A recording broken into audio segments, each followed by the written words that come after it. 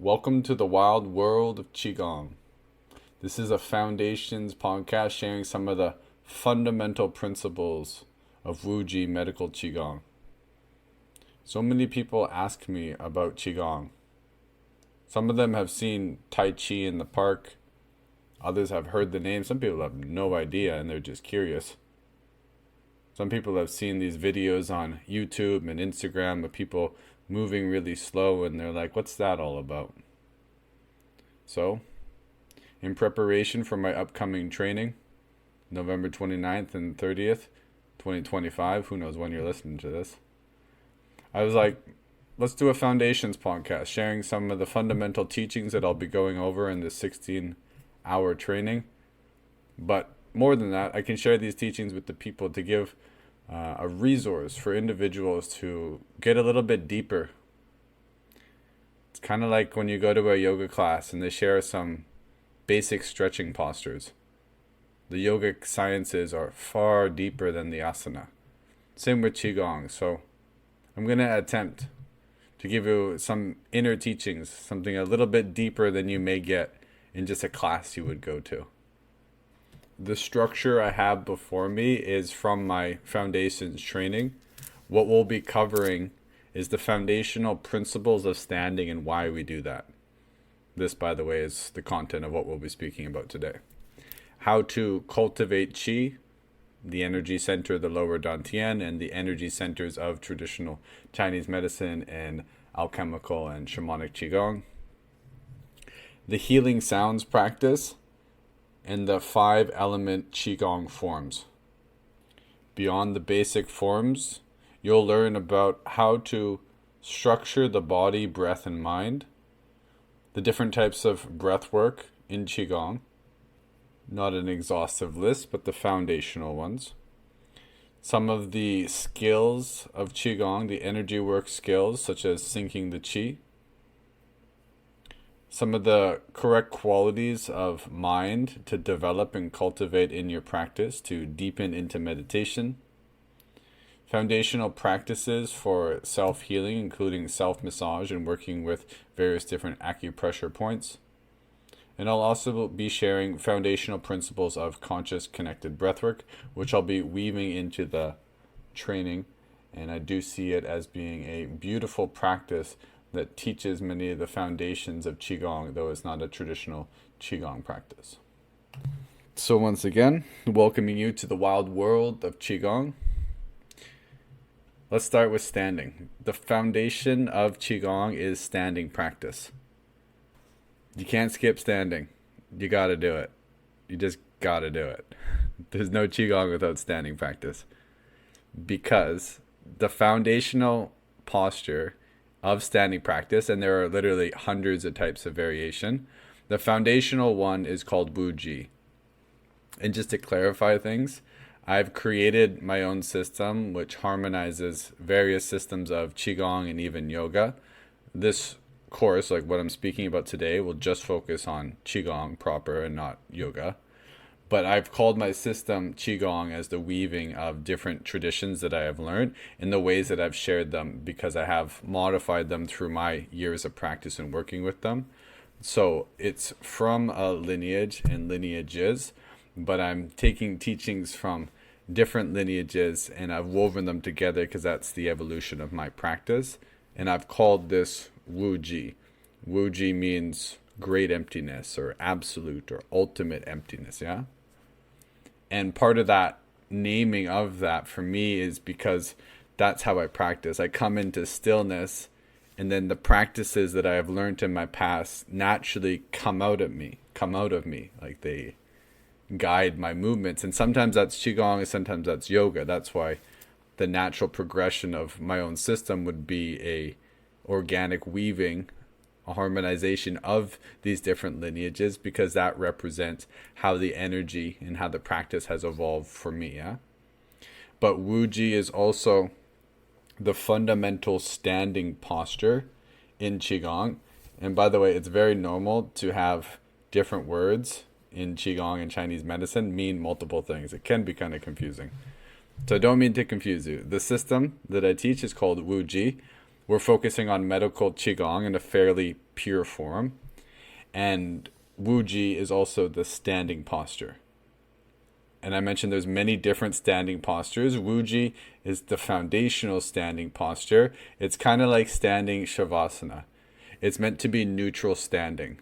Many of the other hundreds of Qigong forms that are standing postures or static postures, you have different hand positions and breathing patterns that are meant to cultivate a certain quality of energy. You might have your hands held up high, and there's a particular reason for doing this, because you want to create a certain energetic condition in the body. And in as best as we can, I mean, there's no way not to do that in any posture, but in as best as you can, Wuji is meant to be a neutral position. It's when we can hold the body in a neutral way, so there's as little governing, as little prescribed way of altering the natural process of just being and breathing. Similar to true meditation, where there's no regulation of the breath, there's just the natural breathing. If I didn't explain that in a way that's clear right now, I feel like it'll land more and more as I continue to speak about standing and its application in this art. So 3 main pieces of why we stand that I'll go into today is to develop the correct body for Qigong, to cultivate Qi, and to develop the correct mental qualities that prime the system for meditation. So let's break those apart. There's a very specific way in which the body is held to properly practice Qigong. And in some sense, if you just start Qigong, you don't have the requisite body to go deep in the art. Just as if you just start bodybuilding, you don't have the physique of a bodybuilder yet. You have to continue to work your external muscles and create that physique, yeah? And if you're a dancer, most dance is graceful, overgeneralizing, but most dance is quite graceful. If you dance for the first time without any previous background in dance, you're probably not going to move very graceful. You don't have the body of a dancer. So too, if you're a fighter, fight for the first time, you're not going to have the grace and the power of a fighter.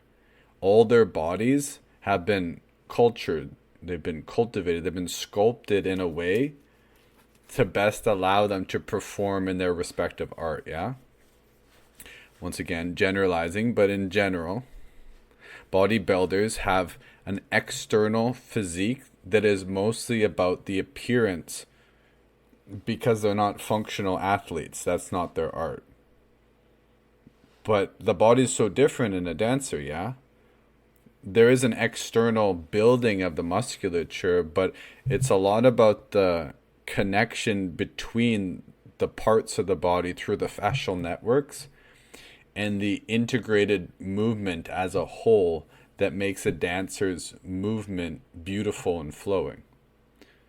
And then, in some sense, similar with the fighter, much more about the fascial and these connective lines of energy. But also there's grace and there's power. And there's different qualities with different types of fighters and different types of arts, yeah? I'm sure you're getting an idea of at least the external development of the system so that we can be in optimal performance for our respective art. It's the same thing with Qigong. There is an external development, as all processes will have some level of relationship to the material structure as we go through a process of change. But a lot of the emphasis is different in Qigong than other systems of movement and especially of performance, because sometimes Qigong is referred to as the path of reversal. And I'm talking about spiritual Qigong, so this is a little bit beyond medical Qigong. But the path of reversal is the really profound idea, which I'm just going to scratch the surface of, that we come from source. The Taoist, which is a relational philosophy to the Qigong lineages, would say we come from the Tao. We come from God would be another way to articulate that. And from that fundamental light, from that fundamental energy, however you want to speak to it, like this is our true nature. And then there's the incarnation and the creation of the body and the mind, which is not our true nature as in our eternal nature. This is our finite nature. It's like self spelt with all lowercase letters, and the great self, the Tao, is with all capital letters. So there's a process of going back, not in time, but within your own energy, as often described as your center. And there's a reason for that kind of directionality, even though in some sense the Godhead is all things, inside, outside. But once again, I don't want to divulge too deeply into philosophical teachings and ramblings here.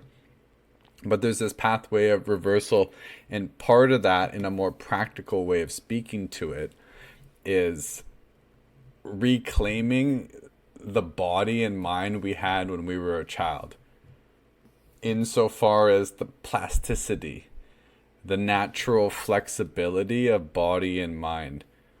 The most development you make is in the first few years of your life. Your body is so rapidly growing and it's so plastic, meaning it's like a sponge.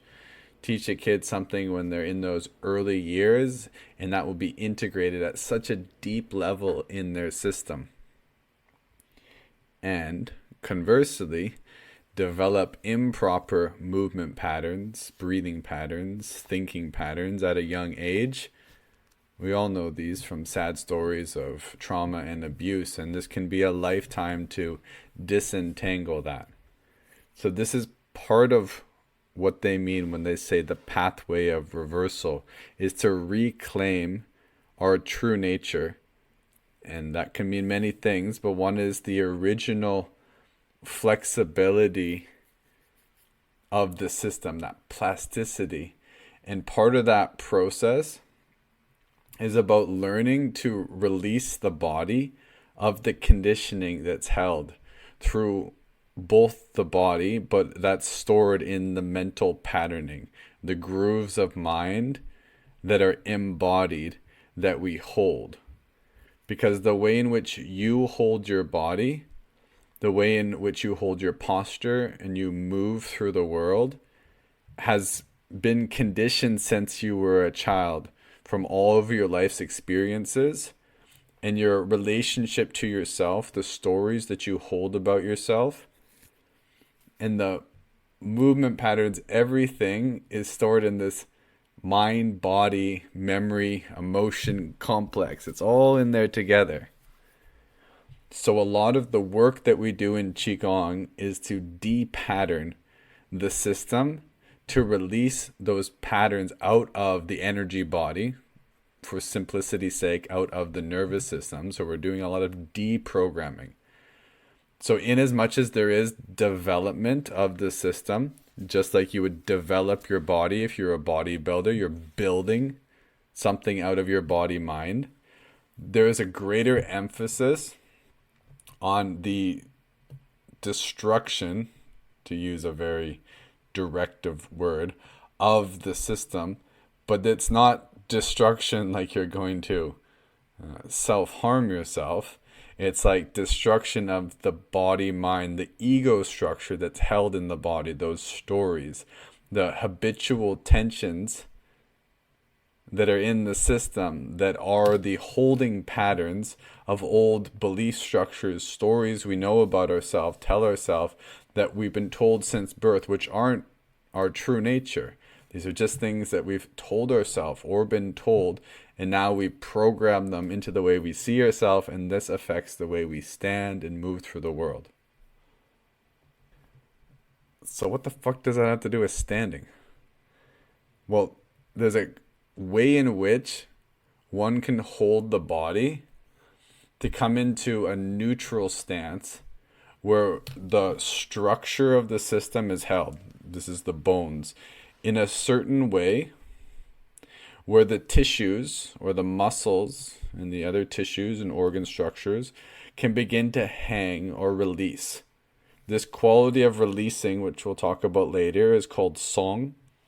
It's a Chinese word that means release. It's a quality of surrendering and letting go.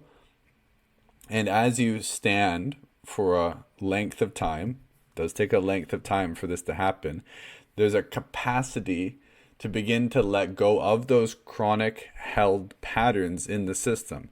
These are both the physical tensions. These are both the way in which your fascia and the, from your bones out into all the different layers of connective tissue and musculature, how those holding patterns, which are imprints in your energy body, in your nervous system, how those hold in the system, those can begin to release.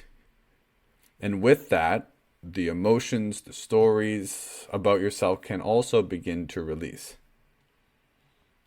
It's a very profound thing to stand there for many reasons, and one of them is there is a conditioning of constant momentum in most people's system that they don't realize it is just momentum that was started from when they were young. And what's behind that is habit patterns of craving pleasure and seeking those desires, and then avoiding discomfort. And moment to moment, most people spend their lives in some kind of constant motion of seeking pleasurable things and avoiding discomforting things. And beyond that, fear-based conditioning keeps people moving. Many people can't sit still for many reasons. One of them is the idea of sitting still can be nice, can be fantasized. But when most people try to sit still, conscious or subconsciously, they will be pulled towards the pleasure or the discomfort, and fear-based beliefs drive that. Oh, I don't have enough money. The mind will activate a thought that says, I need to do this. Instead of coming into your center, finding a place of contentment, most individuals are driven out of their center to do something to try to create what they're looking for that is already inside, which is a state of ease and contentment. So we can build an entire life around the momentum of all the things that we've engaged with and committed to, such as regular gym workouts, which I'm not harshing on any of these individual things as positive or negative, but to the degree we're using them to try to fill something within ourselves that needs to be found within ourselves before we seek it outside of ourselves, then all the things that we do in our life become control patterns to try to create a sense of safety and contentment within ourselves. And until we find that contentment within ourselves that's not attached to the external thing, it will always come with a sense of scarcity, because then you need to have that thing in order to be happy, whether it's the gym or a food or a lover. So this standing goes deeper into the process of reversal, deeper into meditation proper, and finding the true source of contentment within. Now, this is a Qigong fundamentals program. We're not going to go too deep into all of that, but it's important to know why we stand. Otherwise, you're not going to want to do it, because all of these underlying mechanisms are at play, yeah? As soon as an individual starts to stand, most of them are going to go, this is boring, I don't want to do this. So I'm desiring to share enough of this process to give you an idea of what you're in some sense working against as you begin to stand, because you're working with your mind would be a better way to say that, rather than working against, yeah? So it's a brave act, it's a courageous act to stand, because that stops the momentum of energy, which, as I mentioned, might be from your early childhood and passed on patterns from your parents and their parents who didn't feel safe to stop working, or didn't know what it was like to live in relaxation because they were never taught. That was not part of the cultural values that were around, especially for most people recovering from the war generations. This was not available. There was so much fight or flight that drove people, and it continues to drive people with a near endless momentum. Oh goodness. I'm the king of divergent conversations, I feel. We've gone so far off track in some sense from standing, yeah? But a thoughtful meander, yeah? So where I was describing those three foundational pieces about standing that I wanted to explore deeper. And the first one that we're still on is setting up the correct alignments in the system so that we can create the quality of song or release. So you're standing there and there's all these different cues to how to hold the body in a position which you likely have never held, because most people don't stand correctly because we're not taught to stand in these ways. Most people have incorrect movement patterns, let alone standing patterns, because these are not things that are practiced. This is just normal work. And then above and beyond that, what I'm offering here is that with our standing and movement patterns, they've been so patterned by our early childhood that there's so many patterns in the system, patterns. There's so many patterns in the system that most of them are subconscious patterns. So if we want to follow the pathway of reversal, if we want to find neutrality, it's important to understand how we're holding ourselves and to come into a greater sense of center. I hope that wasn't confusing. Okay, so correct qualities of standing help us to cultivate qi. How? Why? Well, when you move the body, you activate your energy. You activate your sympathetic nervous system in terms of what the Western scientific model would express it as. And then you mobilize your qi. The energy's got to move you.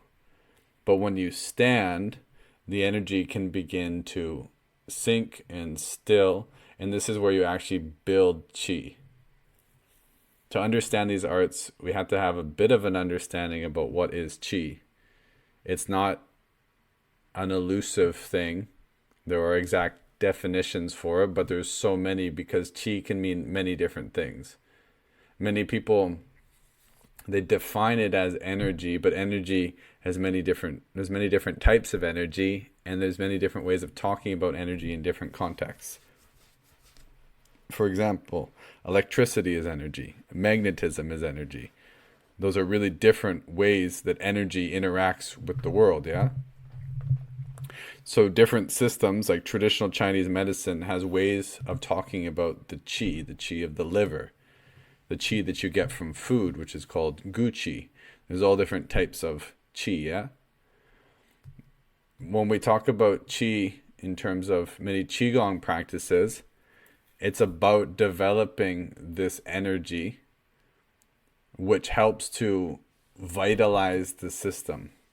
There's the mind and the body, and qi is like the bridge between your mind and the body.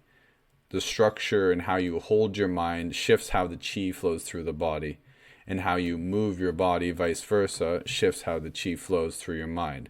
How your body interacts with your mind interacts with your body. We cultivate qi in the Qigong practice primarily in the lower dantian because that's where it can build and that's where it can store. And then we move the qi through various channels, meridians, and energy lines in the body and to the other energy centers for various different cultivations, like spiritual cultivation of higher states of consciousness, more refined states of awareness of the subtle vibrations in the universe. Once again, medical Qigong fundamentals program. We're not going to go super deep into the energy centers and cultivating qi for spiritual enlightenment, but we need to be able to have an understanding of qi and how to cultivate it if we want to go far into the medical Qigong. Once again, if we're just going into a moving practice, you've watched some video on YouTube and it says, do this exercise, it's good for your heart. If you just do the exercise without developing any qi in your standing practice, you're just mobilizing the available qi in your system. You only got so much energy. Not saying that's going to drain it. It's going to make the system more efficient. And if you do have enough qi, it's a great exercise. The art and science and the progression of Qigong is to build more and more qi, this vital force, life force energy, so that when you do your Qigong, then you have so much more chi, energy, and consciousness to work with. And you can continue to cultivate it, which is going to bring vitality and higher states of consciousness to your life.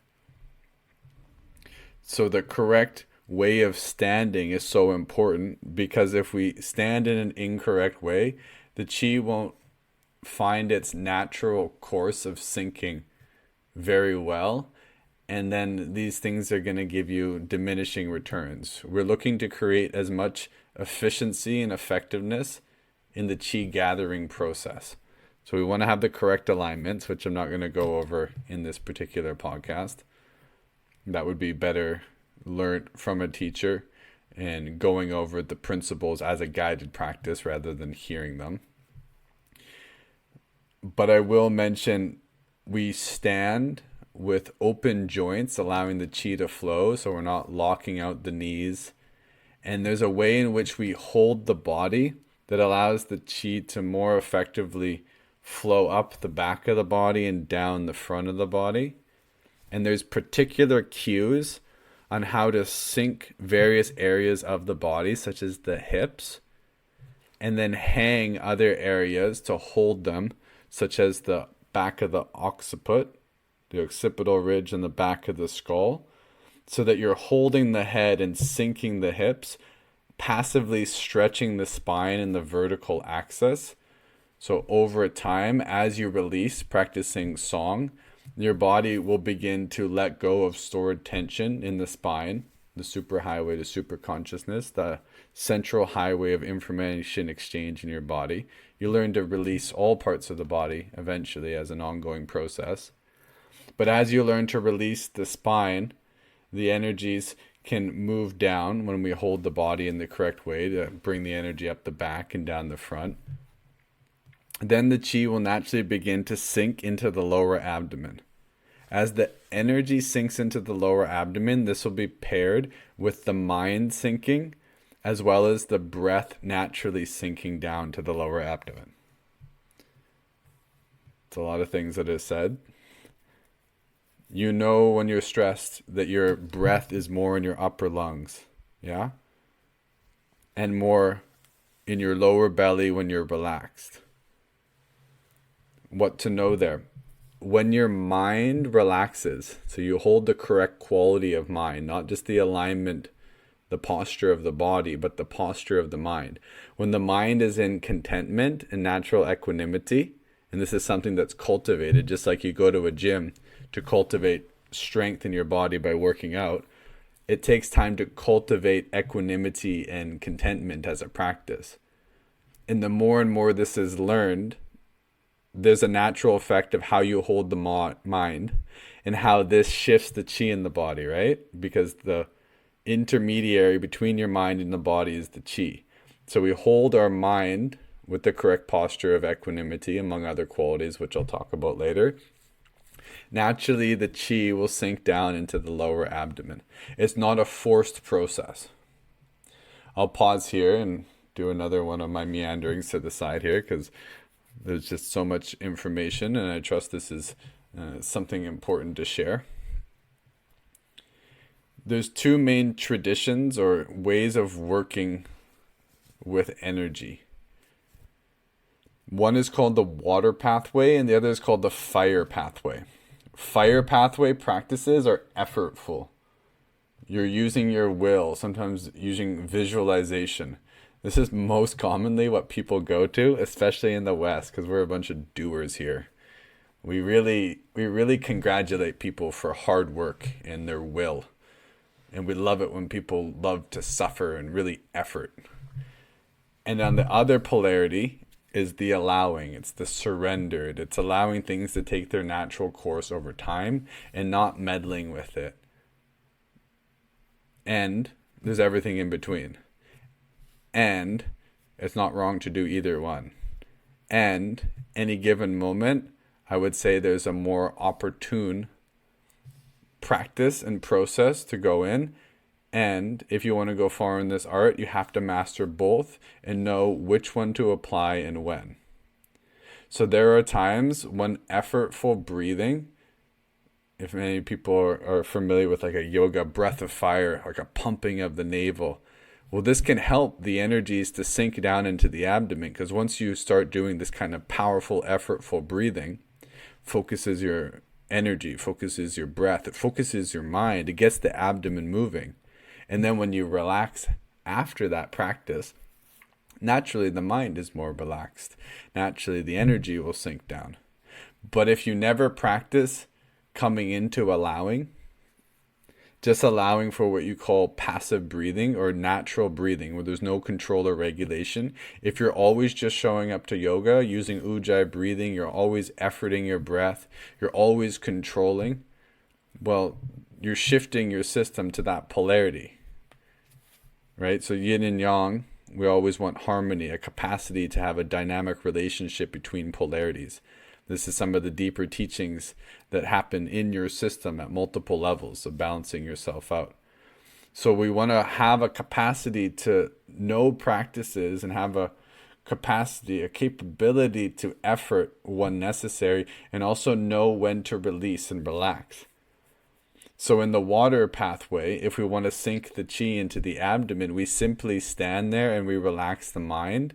And over time, like sediment settling in water, the mind will begin to sink in the abdomen, and then the breath will naturally develop in the lower belly. This is the type of work that I help people with all the time when I teach conscious connected breath work. Because type A overachievers, they're all about efforting. And in the practice of conscious connected breath work, we have an effortful inhale and a relaxed exhale. And type A overachievers typically can't relax on the exhale. They've, in some sense, forgotten. That's not the pattern that they've been living in. So for them, their best medicine is to learn how to relax the exhale. Or not even effort on the inhale, just to meditate and relax inhale and effort. That's great medicine for their system because it's going to bring them into harmony. If you're too much effort all the time, it's too much fire, too much yang. Typically, you'll burn yourself out. You'll get injury. It's oversympathetic, too much stress. And then the opposite and everything in between. But the opposite is too little effort. You know these people struggling to get anything in order. That masculine principle of effort and structure not there. Just so into releasing and relaxing, and not in a way where it feels harmonious. It's just the lethargy. It's like tamas. So there needs to be some fire to get things going. But there can't be too little, otherwise you get stagnation. So developing the capacity to actively breathe and passively breathe is very important in going deep in an internal art. So where are we at? We're talking about standing. We've talked about the proper alignments of the system, so how to hold the body open, holding the structure and allowing the tissues to release and relax. Developing the correct mental qualities so that the mind is equanimous, which will eventually shift the energies down into the lower abdomen. As they do, you're in stillness, you're aware, chi will begin to build. There's other ways of building chi with different breathing methods, different hand movements, and hand posturing, which is beyond the Wuji, which in this particular podcast we're not going to go deep into. But just as enough of an introduction, this is how we begin to build the energy in the lower abdomen. I mean, I guess I got to mention a little more about how that happens. I mean, I don't gotta, but I feel like there's a little bit more I could say about the energy center of the lower dantian. There is no physical correlate to this. In the West, we like to look at the Eastern maps of energy and put it all in our languaging, which has value because there are some corollary structures of energy, and this makes sense for a lot, and it's a good way to understand another culture is to look at it through the lens of your own. But there are limitations, especially in yoga and in Qigong, about trying to translate everything in terms of the nervous system and read it through our language. So the energy body is not completely synonymous with the meridians and all these things. They don't line up in the exact ways, just as the energy centers of Qigong and the meridians aren't the same as the nadis of yoga. Some are overlapping and similar, some aren't. But the lower energy center, the lower dantian, is not a physical structure, though it has a relationship to your body, as everything has a relationship to your body and your mind. As you expand your energy body, there's always going to be a shift happening in the physical body and in the mind. As I mentioned, there's the mind and then there's the energy, the qi. It's like another layer of consciousness and energy that is available as we increase the energy and the sensitivity of our system. We can know this layer directly and we can know it indirectly. First, indirectly, it's quite simple for an individual to place their palms close to one another without touching, and then to pulse them. You can do this right now, pulsing them like a millimeter towards one another. Most people will feel some sensation of heat or magnetism between their hands. This is not a direct experience of qi, but this is a feeling, a felt sense of energy being picked up with your nervous system. So there is a real easy entry point into feeling energy on some level. And once again, the art and science, the development of Qigong is to go deeper and deeper in our awareness of this energy. And if you're going into spiritual Qigong, in understanding how this energy is the fundamental energy that connects us all to the Tao, to God, to many different higher states of consciousness, yeah? And the qi in the lower abdomen is the place in which we can build the energy. This will give us, it's like in some sense, you could say different systems in different spiritual lineages will have different perspectives as to where to start energetically. But in the Qigong, it's all about starting from the bottom and working your way up rather than top down. And there's a lot I could say about that when I'm hesitating, and I feel like I'm going to do a whole podcast on bottoms up and top down. So I'm going to save that because I want to stay on track here. So we talked a little bit about the fundamentals of standing, the alignments, how that helps us to build qi. And then I want to talk a little bit more about holding the correct qualities of mind. I mentioned equanimity, foundational. Equanimity in some sense means equal mind. I mentioned the habit patterns that we have as humans, the samskaric patterns of habitually craving pleasurable things and then avoiding discomforting things.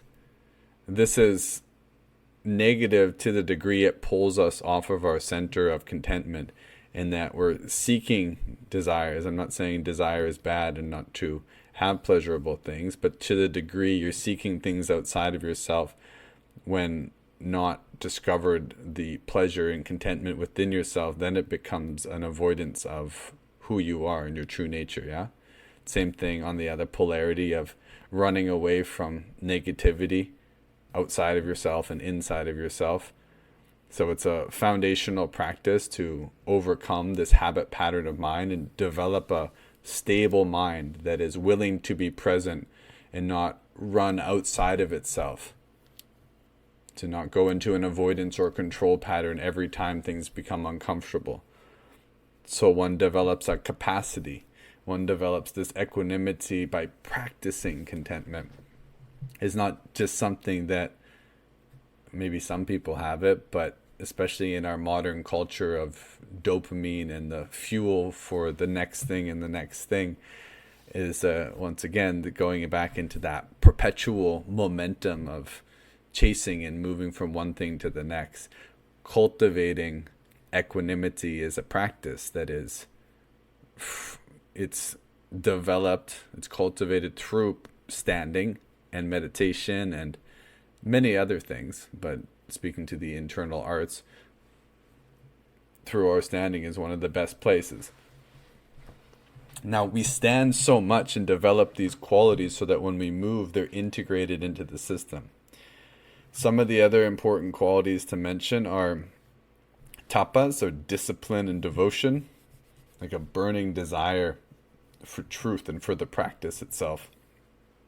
Otherwise, I mean, there's levels to these things, right?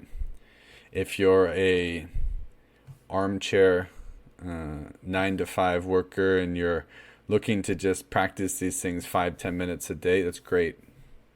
That's great. I welcome and love to share teachings that are going to help people exactly where they're at to fit the teachings into their life, what feels representative of the space that they have.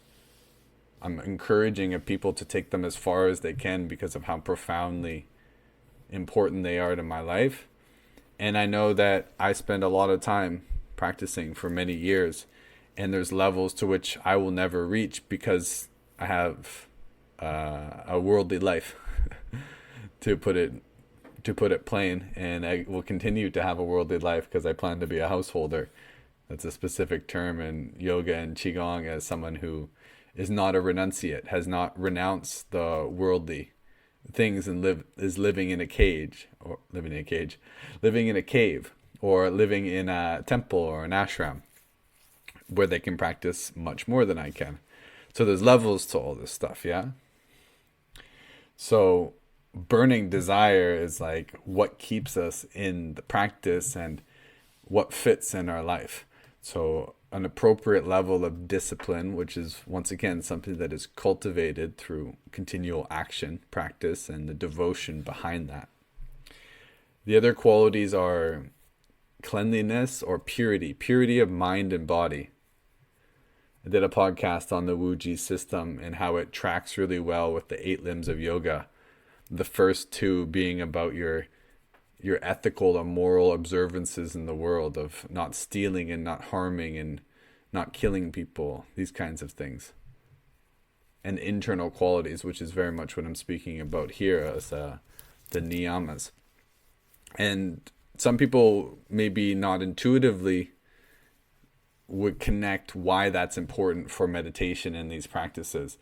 But if you sit in meditation, one of the things that most people will encounter is the superficial levels and layers of their mind and a progressive capacity to sink into your center, this pathway of reversal, this true nature. And in order to go and sink beyond the superficial mind, which is like your to-do list that comes up when you first sit, and oh, she said this about me. And then as you go deeper, there's deeper patterns in there. And some of the stuff that will get you real sticky, you can't go deeper until you deal with that stuff, is like, I mean, if you've assaulted somebody or if you've done something really wrong and the defilement, there's an impurity there, there's an unharmoniousness within the individual. And I mean, these things can be resolved. These are not permanent patterns in the mind that can't be, you could say, healed, or you can't come into wholeness. But the disharmony that many people experience through doing something disharmonious in the world can be embedded in a certain layer of their mind that prevents them from going deeper into meditation, or it will be like a subconscious avoidance pattern. They're like, I just don't want to sit in meditation. I don't know why. They may not have the thought that's hiding behind everything that's fueling that avoidance pattern, yeah? So it's well known and taught the foundations of these practices, and these are why these things are so vast. And I tried to make this really simple and a fundamentals thing, and I start talking about so many things that are so beyond what I would usually say is fundamentals or foundations, but it's so important. The quality of your mind, and if, once again, there's levels to this stuff. If you really want to go deep into these arts, there's no ceiling in these arts, and everything matters. Everything you've ever done matters. So having a pure mind for your practice, in as best as you can, the practice itself, setting those intentions to have a pure, clean mind, and then dealing with the things that are deeper down in the psyche is all a part of the process of continuing to practice in meditation. There's contentment or equanimity, which we've spoken a lot about. There's self-study. And self-study here refers to not just like looking at your own body and mind. It's like getting to know the self, like the Godhead, through the self, you know? Getting to know the soul through the body and mind. That's the real study of self. It's the capital SELF. And then there's surrender, or what I've also expressed as song, this quality of releasing and letting go, which is very unique in the arts. You know, I described the bodybuilder, the dancer, and the fighter. Those are all about external, or that's the primary focus. In Qigong, you're standing there, or you're doing very simple movements a lot of the times. Not so much about external. It's not that beautiful. And I mean, nowadays, many people are creating Qigongs that are more flowing and beautiful. But the emphasis on an internal art is the internal development, particularly the internal development of the energy body. So in order to do that, that's this process of releasing. It's most effective when we can disengage the external patternings, and part of that is the releasing of habit patterns, control patterns in the body and mind through the habitual tensions and all that we carry in the actual musculature and the fascia and the diaphragms of the body. And I also mentioned here that surrender is also love. And how would I express that? I express that like unconditional love is the nature of the universe that we live in. It's an unconditional yes. And we've been given the unconditional yes to even believe it's not an unconditional yes and take whatever position we want. But that's only because life is an unconditional yes, and it's all love. But that's not always our perspective in our personal body and mind, because that's not the experience we're having. But this is the teachings of Qigong, you could say. This is from my personal experience.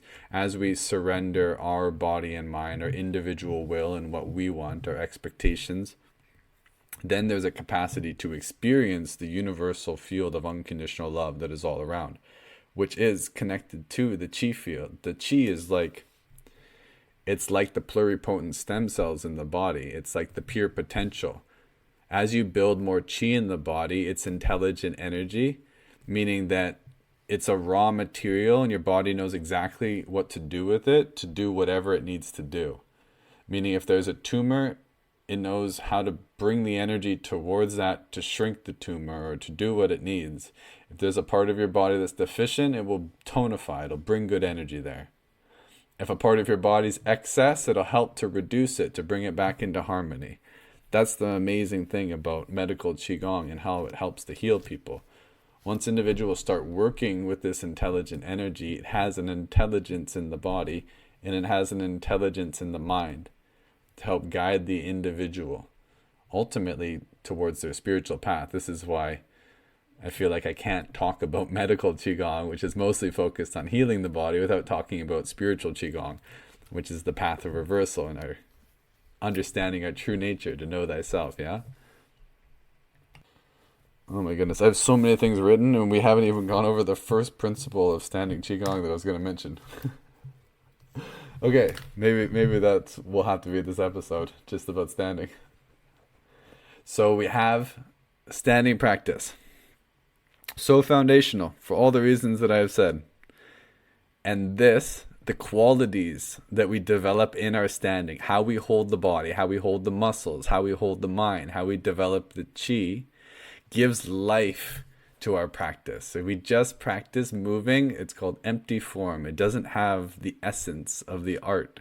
It doesn't have the foundational energy that drives the development of the practice. Empty form. And sure, beautiful and has some benefit, but if individuals want to develop the Qi, in the fundamental, in the namesake of it all, the Qi that fuels the internal development, that's through standing. It can also be done through seated and lying down, but in order to practice the Qigong forms, you want to develop the qualities in standing, because most of the postures are done from standing position. So when we develop them in the system and begin to move, we want to maintain that quality of inner stillness, of being in our center, of moving from our center of mass, which is the lower abdomen. Most people move from their head because that's where they live. When you're a child, children will naturally, with few exceptions of course, will move from their belly. They'll even breathe through their belly from their lower dantian naturally. And their mind will be very plastic and usually equanimous and resilient. Once again, there are lots of exceptions. But that's the natural way of things. And this is what I was also talking about in the pathway of reversal, is reclaiming the natural ways the energy once moved through us before the world taught us who we were, meaning gave us a name, and taught us all these crazy societal, cultural, and other patterns that pull us out of our center, our energetic center, like our true nature. And like a child knows who it is beyond its name because it's not identified and attached to that. And there's a way in which the energy flows and how they move from their center of mass, the lower abdomen. And I mean, some fighters and other systems have developed ways of doing this as well. But Qigong is one of the ones that helps us to reclaim that. So we're not just a moving head, which is very ungraceful.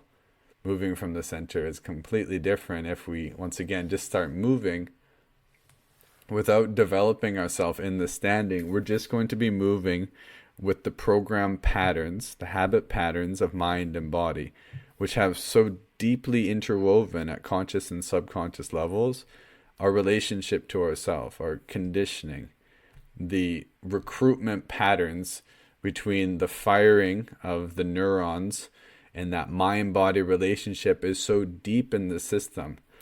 So the practice of slowing things down and standing and then moving really slow helps to de-pattern the conditioned nature.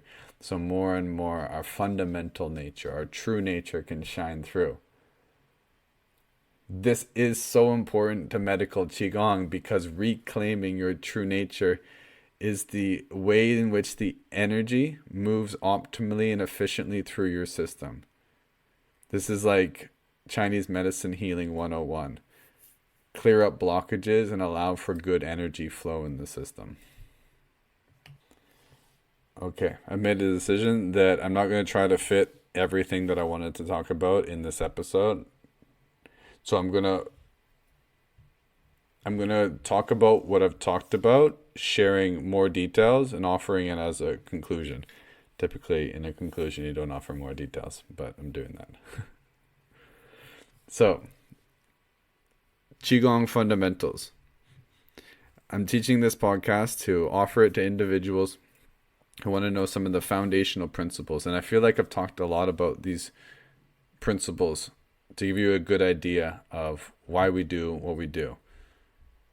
I mean, I feel like I perhaps was all over the place. I hope there was at least enough interest rather than comprehension, because you can't comprehend these things by hearing them. You have to go through the practice to actually understand them anyways. So in as best as I can, I have offered some words and I hope they resonate and have interest you enough to decide to venture into the wild world of Qigong. And I've built up standing as this very important thing. And I've given lots of reasons. And standing is really boring a lot of times. And that's part of the practice. It's part of deconditioning the habit patterns of craving pleasure and of running away from discomfort. And boring is just like a threshold. Boring, I don't know if this is true, but it feels like dopamine is like, I want this, and there's a motivation and a drive to do things and then get a little hit. When you come into like a pratyahara, a sense withdrawal, when you're no longer chasing sensation, there's a moment, and sometimes it's a long moment of boredom, or it's a waxing, waning, a returning, an oscillating moment that comes and goes. And boredom's like the dopamine systems are like driving towards doing and doing, doing. And when nothing's there, they're like, I want something. And then all of a sudden that system will shift over into more of like serotonergic or oxytocin, whatever the biochemical correlate. I'm not a scientist on this stuff. I just know it experientially. Whatever system comes online that's more about resting and digesting and being present and content with what is here now, which isn't dopaminergic and epinephrine. I don't know if it's norepinephrine is a word, but sure. I mean, I did take backgrounds in neuroscience, and I do have background in all this, but it's been years since I've studied it. So what I'm trying to get at is, I think there's a shift that your system makes, and there will be a neural correlate of what is happening in the brain when you get to the boredom, and when the boredom can drop away, because that's the threshold that many people don't get by. They get bored and then they get up and they walk away, and then they fall into the same habit patterns of mind. So I'm hoping that I've offered enough curiosity and a foundational understanding of what is beyond there, because in its most profound, this is the pathway of enlightenment in various different traditions such as Taoism and alchemical Qigong. And it's essential to be able to, at a very basic level, master your mind enough to not be pulled by every thought. Because if we are just a victim to our own mind, then there's no mastery in life. There's no responsibility. There's no true commitment to purpose, and Dharma will just be a victim. So the practice of standing, as simple and as maybe even stupid as that sounds, is a quiet revolution. It's a powerful statement to your mind that I'm in charge. What is the I that is in charge? Well, it's not the ego and its compulsive habit patterns. It's the greater I am. And as we operate from that greater I am, we're cultivating, you could say, the spiritual will, or a higher will, which is more concerned with truth and consciousness and developing oneself, rather than the more compulsive momentum of energy, which is the passed on samskaric, karmic, and multi-generational patterns of, it's just the conditioning of our society. And if you continue to run on that, you'll just do as your family has, do as others are doing. And that may not be representative of your highest path of purpose and Dharma. I would say most individuals, I would say all individuals who have found their purpose have found a way to call themselves out of the cultural trance. And part of that is the work of deconditioning the momentum and the weight that we carry from the multi-generational trauma and the busy mentality, the poor use of mind that has been rampant in our Western society. So standing is a quiet revolution. And to stand, we want to look up to our ancestors. And I mean the trees. I mean our tall standing relatives. I mean the ones that stand tall, not completely rigid, not when winds hit. They can flow in the wind, but they root down deep. They're connected to the earth. And trees offer so beautifully. They give and receive. They breathe different than us. But they breathe and they don't hold anything on their breath. That's stress. We hold stress. The trees typically, and as far as I know in my knowledge, they don't get stressed out and they don't have holding patterns like we do, at least. And they effortlessly grow towards the light, towards their highest purpose and their greatest potential. What a beautiful role model our tall standing ones are. Now, a few other reviews here. So the importance of the standing alignments are so key to hold the body in Wuji standing, this is, for the opportune alignments for neutrality. So many people, I would venture to say 99.9% of people, me included, have so many compensatory patterns in their system because their systems are out of balance. They have forgotten me included, where the center is of their body. Their minds don't even know. Because why? Because we live off center. Our chins are down looking at phones. Our bodies have been molded to fit the chair that we sit on all the time, or the car, which is a pedal on the right foot and nothing on the left. These things shift the body out of its center, and then the fascia and the networks of neurons begin to fire and wire. And unless we're in a cave practicing yoga and Qigong and optimizing our alignments all the time, maybe it's possible, maybe it's not, to develop perfect alignments in the system, whatever perfection is. Not a tangent we're going to dive into right now. We have these compensatory patterns, so we're always working against the ways in which the world is offering us teachings. Another way of saying pulling us off our center, yeah? So the practice of coming into standing, the static work that we do, is going to help to build the postural system. Yeah, because we have the postural and the static system with your stabilizers, and then you have the active, the prime movers of the body that help you with motion, and different muscles and different parts of your fascia are geared towards one or the other. Because people don't stand with a lot of presence, their stabilizer systems are typically very off. You know, it's one thing to stand all day if you're at a till, you're a clerk or a grocery store attendant, but typically you're not standing mindfully. You know, it's not like you're at yoga class and you're standing with your perfect posture the whole day. This is typically a compensatory leaning to one side, or a resting a elbow down, and this is all going to build your system in that same alignment. And as you mold your body, say you're a till worker at a grocery store, the emotions you're experiencing get encoded in the memory, in the fascia, and the body mind.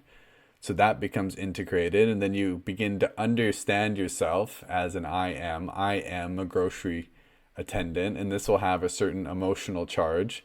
This is getting built day by day in your system. Typically people, I'm generalizing, I don't know any of this, but I'm projecting all over the place here. Typically grocery store attendants don't see themselves as beautiful, amazing. It's not their favorite thing in the world, is what I'm saying. So they're like living a mediocre 5 out of 10 hell yeah to life. They're just kind of like mediocre, yeah, I'm just going through the motions, pays the bills. This is getting integrated into their body mind. This becomes integrated into what they call their default mode network in the brain, their ego complex. This begins to build just their general sense of life, and their whole mind is conditioned towards this. And this is part of the work that we decondition through a deliberate process of standing in a way which represents optimal alignment, holding our mind in a way that builds resilience. It doesn't even necessarily build another ego identity when done well. I mean, the ego identity, I'm not saying is something that needs to be completely relinquished. There's a development of the ego which can be offered in a humble way towards a higher will, yeah? I'm not going to dive more into that teaching there. I'm sidetracking all these teachings to stay on track. So there's a development of the system, the stability of mind, so that an individual can reclaim their true nature and experience beyond the experience. You know, there's sayings in meditation systems to live in the world but not be of the world. Because an individual who knows meditation and knows it well has developed equanimity, and they can be at that grocery store till, and they're not their environment as other people are. You know what I mean when I say that? Because the environment is not a very fun one. So then their response is, this isn't fun. I'm going to have a mood that's reflective of that. A meditator, if they're any good at meditation, think of that what you will. If they're any good at meditation, will have a stability of mind that they're not conditioned by their external environment, so that they can keep equanimity in their mind regardless of what they're doing. And if they're an empowered individual, they're probably making moves to do something else after that, and that job then becomes a driving force towards a financial economy that is going to help them on their dreams. And they may even be happy to be there because they're thankful they have that financial economy to be able to move forward towards their dreams. I'm totally going into coaching mode here and getting a little bit off track here. But I did say I would do a conclusion with a lot more pieces. Just think it didn't go that way. So, standing position. What more can I say about this thing? Energy centers. Builds qi in the lower dantian. Qi good. Good for health. Good for consciousness. Good alignment. Good for moving. Good for moving from a place of equanimity. Fundamental qualities of mind. Tapas. Learning to have discipline. So much easier, in my opinion, to move. Like in yoga, to go through 50 plus asanas and move and move and move. For most people, tell them to sit still for 75 minutes. Oh, they would rather jump into cold water and do all measure of things, yeah? I mean, jumping into cold water is great. So important to have purity of mind, contentment, self-study, and surrender.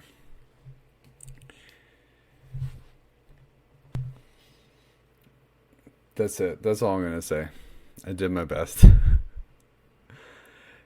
In a future episode, I would love to talk about the other things that I mentioned in the beginning that we did not get to, such as the 5-element form. So once we've developed all this beautiful standing work that we're doing, we move into the 5-element form, which helps to harmonize the energies in the 5 yin organs associated with the 5 elements. This is a Chinese medical model system that I would love to share about in the future. This is also connected to the 6 healing sounds, which are from the 5 organs, as well as the triple burner, which is included in that particular set sequence. Beyond the teachings of the healing sounds, meaning the sounds and the ways in which we work with them, I want to talk about the seed syllables to activate the chakras, as well as the universal sound of Om in its 3 parts. And there could be a whole beautiful episode on the Om as one of the most powerful sounds of creation to bring in harmony for the body. And in a future episode, I would love to talk a little bit deeper about building qi in the dantian. I know I just talked a little bit about what qi is, and there's no way that you got a good understanding of it because I don't even have a good understanding of it. It's a very elusive thing in as much as it is very, very specific in a certain context. There's a lot to know about qi because of its variety. And its different levels, and the different contexts in which people speak about it, and the different methods of cultivating it. And yes, I'm sharing certain teachings from here, and there's so many different systems, literally thousands of different schools of Qigong and how we work with them. And pretty universal among all schools is the standing practice, because it's foundational to developing any other skill in the Qigong. I love the practice of Qigong. I haven't dropped all my other practices, still love martial arts, still practice yoga. And I'll practice Qigong to the day I die because there are certain practices you can learn to do and never stop doing. Meaning, some people love snowboarding and riding their bike, and then when it's like not their season or they get injured, they're like, oh, I can't do my favorite thing. The internal arts aren't like that. There's the formalized practice, say, on your yoga mat. Most people are more familiar with yoga. You do your practice for 75 to 90 minutes, then you get off your mat. And for some people, that's it. Once they get back on their mat, they're back doing yoga. For other individuals, there's a greater system of ethical and moral observances and how to hold the mind, the discipline, the tapas, the breath work, and active and passive breathing. You're always breathing. There's always a capacity to be in a state of union, connected to your breath, to the great self, yeah? Same thing with Qigong.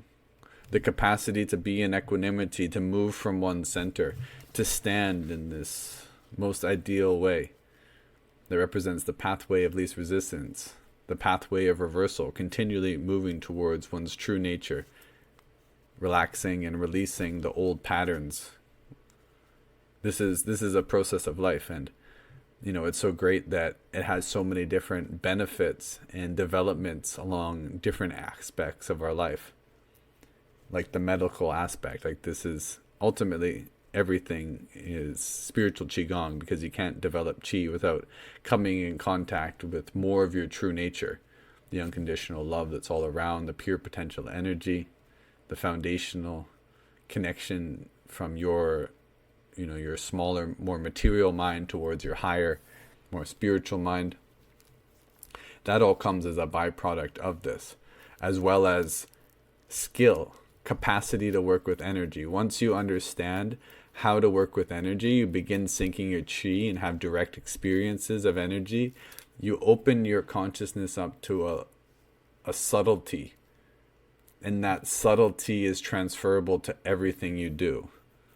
Because most people are fairly gross, not like they're icky, but they see things at a very superficial level because they don't know them deep, because life is vast, and how can we know everything deeply unless we've gone into it? It's hard for me to understand just how much goes into being an orchestral saxophone player, because I don't have experience with that. But because I know Qigong and I understand energy, if I go to a concert, because I have a sensitivity of energy at a more subtle vibration than many other individuals, I can pick up on things and understand a certain depth, and I can see the energy as it moves through their body and how their breath and diaphragms are moving, that I can understand at a deeper level. And any individual who does anything will have an increased level of depth towards their art because of what is unlocked through the subtleties of knowing themselves at a deeper level, the mastery of their nervous system and mind, of course, but the subtle seeing of deeper layers. This is so special, and this is why I love to share it, because many people come to me and they're not like just seeking Qigong, they're living their purpose, and their purpose is multifaceted because they're multidimensional. They're a carpenter and a family man, and they play the guitar, and they do this practice, and it helps all three of those. And I am graced to be able to hear how it's helping all three of those. And because I may not be doing all three of those, I don't play the guitar, for example, I get to learn about that and pick up on that and learn from that. So it's very special. Such a powerful practice for self-healing. Once you begin to stand, I mean, you might want to stop because it's really boring. But you keep doing it, and it's good for you. I don't want to say it's that boring, because it's not always that boring. Now it's become for me that it's a rhythm. And just like other rhythms in my life, I do them because my body knows they're important for me. And more, this is the conditioning. Just like I don't have to argue at myself when I'm sleepy that I need to sleep. I recognize now that my body needs stillness from time to time. How long, how still, and where that stillness is, all those other details, completely different. Sometimes it's 5 minutes. Sometimes I need a full hour practice, and that's not even enough. Or that's just enough, like I needed that full hour, So this becomes a regular rhythm in an individual's life. This is Introduction to Wuji. Thank you for listening.